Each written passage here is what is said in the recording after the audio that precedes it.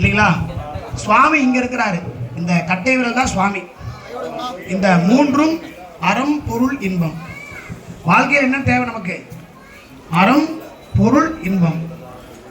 இந்த மூன்றுமே நம்ம என்ன பண்ண விடாது, சுவாமியை பார்க்கவே விடாது. ஆனா சுவாமிகிட்ட நம்ம பார்க்கணும்.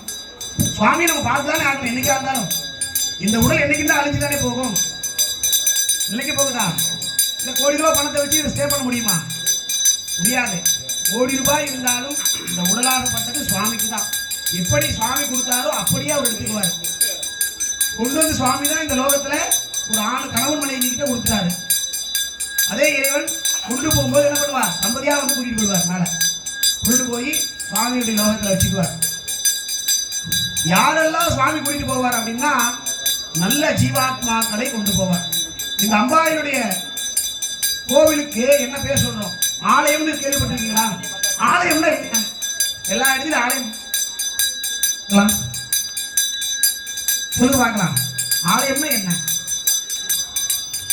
சாமி இருக்கிற இடம் ஆலயம். ஐயா சொல்லிட்டாரு. ஆனா நம்மளே என்ன ஆத்மா? நம்மளே என்ன ஆத்மா? ஜீவாத்மா. ஆடு மாடு கோயில் மாதிரி நம்மளும் ஒரு ஜீவராசிகள் தான். இங்க அமர்ந்திருக்காங்க பார்த்தீங்களா இந்த அம்மா, இவங்க என்ன ஆத்மா? பரமாத்மா.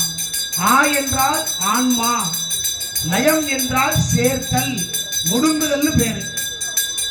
ஜீவாத்மாவும் பரமாத்மாவும் ஒன்று சேரக்கூடிய சந்திக்கக்கூடிய இடம் ஆலயம்.